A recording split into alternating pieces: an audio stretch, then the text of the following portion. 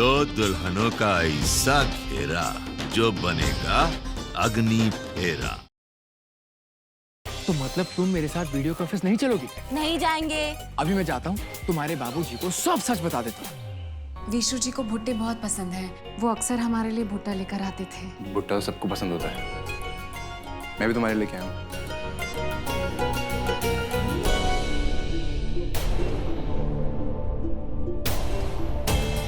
वो बाबूजी, मुझे आपसे कुछ बहुत जरूरी बात करनी थी।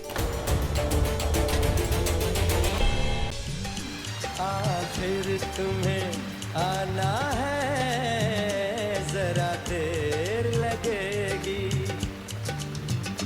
बारिश का बहाना है, जरा देर लगेगी, आखिर तुम्हें आना है, जरा देर लगेगी।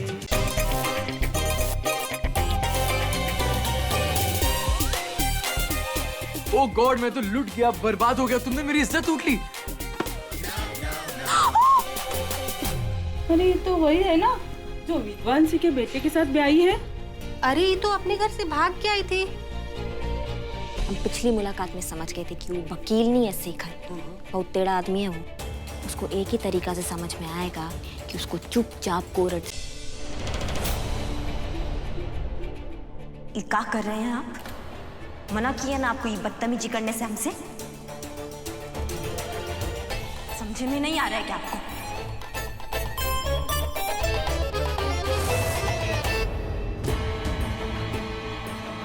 डिस्कशन के लिए गन लगाकर नहीं ले जाया जाता, तुम दोनों जेल जाओगे। भलभलाओ मत, कहा कि तुम पहले से हमारे हिट लिस्ट।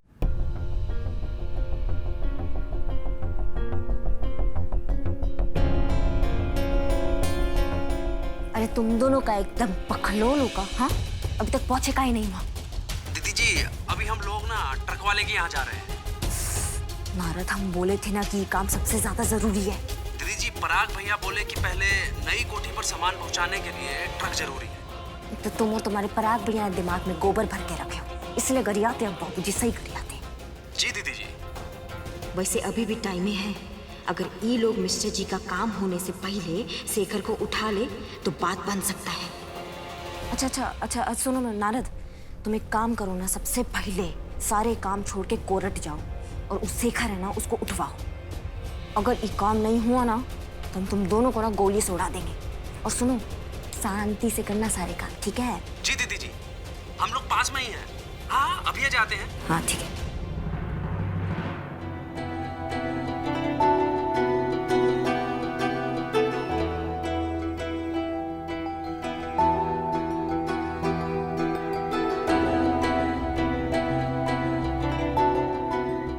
रागिनी कितनी देर लगा थी? किससे बात करने गई थी? और तुम परेशान क्यों लग रही हो? परेशान? हम? नहीं, नारद को फोन करने गए थे। वो कहा है कि पूछना था ना कि घर का सारा सामान नई कोठी में गया कि नहीं। अच्छा। क्योंकि हम तो यहाँ हैं और यहाँ पता नहीं कितना टाइम लगेगा। Get well soon Vishu ji.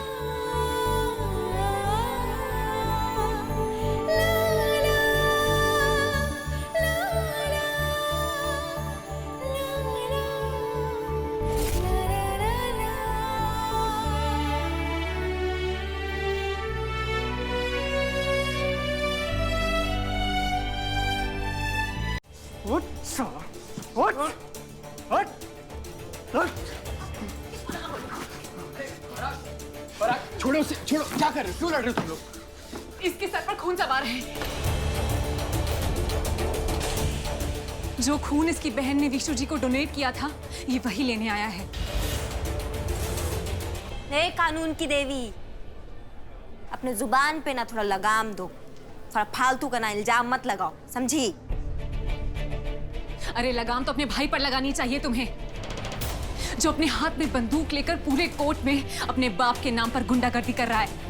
देखो, हमारे बाप को कुछ मत बोलना, नहीं तो दाग देंगे यहीं पे, तुमको बता दे रहा है। क्यों ना ले तुम्हारी फैमिली का नाम? जहां लूट मार खून खराबा, यही है ना तुम्हारा family business? I am very sure Shekhar को मारने के लिए तुम्हें तुम्हारे बाबूजी ने भेजा होगा या फिर रागिनी ने।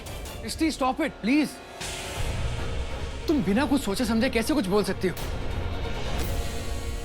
देखो रागिनी सुबह से मेरे साथ है। इनफैक्ट हम दोनों 4 दिन से एक साथ हैं और उसने पराग को कुछ नहीं बोला। और तुम एक लॉयर होके बिना किसी एविडेंस से कैसे किसी पे इल्जाम लगा सकते हो? अनुराग जी आप इस बार रागिनी नहीं, इस बार तुम गलत हो। आज ई का हो गया? मिस्टर जी ने उन कानून की देवी को छोड़कर हमारा पक्ष लिया? नहीं, ई सब अब करके ना कोई फायदा नहीं है। आज जितना भी बड़ा बवाल हुआ हो, सबसे अच्छी बात तो ये हुई है कि मिस्टर जी को उनका फाइल नहीं मिला।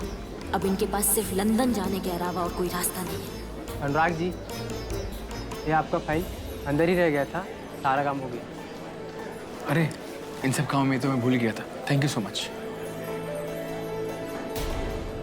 मैं कोई काम अधूरा नहीं छोड़ता। तुम्हारा एफिडेविट का काम लिया था तो ये रहा। अब वैसे ही विकराल सिंह के खिलाफ भी मैं केस जरूर पूरा करूंगा।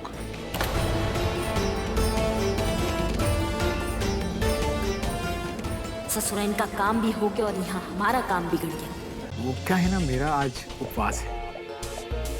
कैसा उपवास भाई? क्या है ना बाबूजी, वो माँ कहती है कि शादीशुदा जोड़े के लिए ये नाग पंचमी का जो व्रत है ना बहुत मायने रखता है। हमारे उपवास को तुम जो चाहे समझो, लेकिन हम ये विशु जी के लिए कर रहे हैं। हमारा चाहे जैसा भी रिश्ता हो, लेकिन इसी रिश्ते की वजह से विशु जी की ये हालत हुई है। एक दिन का उपवास में कोनो दिक्कत है का? नहीं नहीं बाबूजी।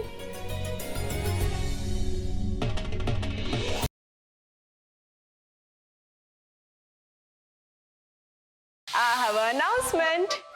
अभी ने मुझे शर्ट गिफ्ट की। Really? और तुमने मुझे आज तक एक रुमाल भी नहीं दिया। I was playing with the emotions of a little innocent girl. और उसी के साथ नहीं, घर में सबके साथ। मैं कह रही हूँ अभी हम ठीक नहीं कर रहे, ये गलत है।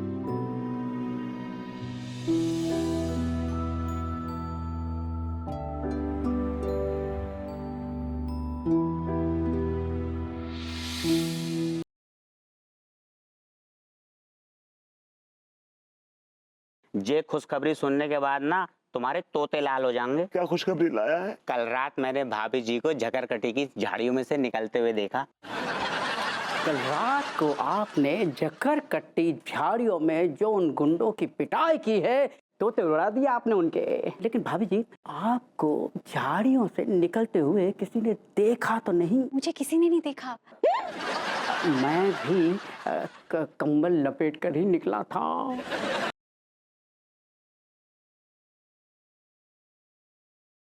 हम सबने सभी के चुनाव मुद्दे के बारे में सुना। हम पंचों ने बैठ के फैसला भी किया और फैसला करने के बाद हम इस नतीजे पे पहुंचे कि संग्राम सिंह जी का और कैलाश सिंह जी चुनाव मुद्दे एक से ही, दोनों के घोषणा पत्र भी एक से ही। इसलिए पंचायत ये फैसला करती है कि इन दोनों में से कोई एक व्यक्ति ही सरपंच का चुनाव लड़ सकता है।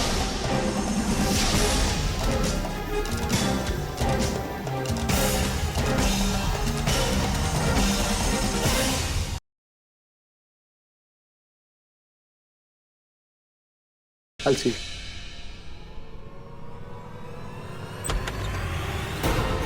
हे भगवान, इन दोनों में झगड़ा। मासा, हम अभी उनके कमरे के आगे से गुजर रहे थे, तभी हमने देखा दोनों में तू मैं हो रही थी। मासा, ये आखिरकार रणवीर और सुमन में चल क्या रहा?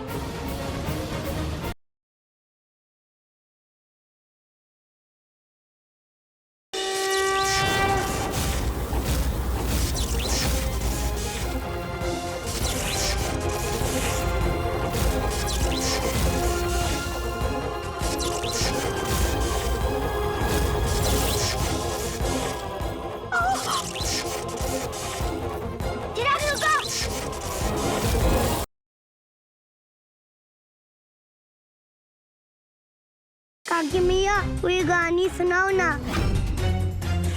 काकी मैया तो सो गई। मयूरराज, इतनी रात को अवश्य कुछ बात है। काकी मैया यहाँ। बाकी मैं तो घर पे सो रही थी, वो सोते सोते यहाँ कैसे आ गई?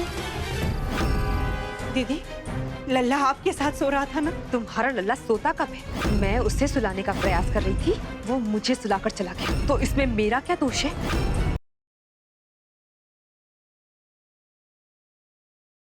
हमारी भक्त की प्रसन्नता से वो ही दुखी हो सकता है जो उसे हानि पहुंचाना चाहता हो, और वो है देवी पौलमी। देवी संतोष आपके भक्त को इतना कष्ट देंगे कि आप स्वयं माया के जाल में आने के लिए तत्पर हो जाएंगे। तुम अगर मुझे यहाँ से नहीं निकालोगे ना, यहाँ से जाने नहीं दोगे, तो मैं तुम्हारी जान ले लूंगा।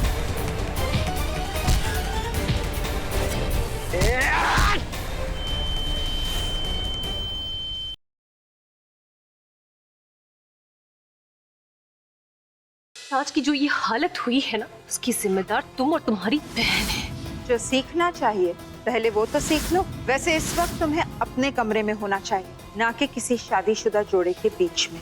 और खाना खिलाने का काम शादी के बाद धर्म पत्नी करे तो ही अच्छा लगता है। दोस्तों को अपनी हद में रहना चाहिए।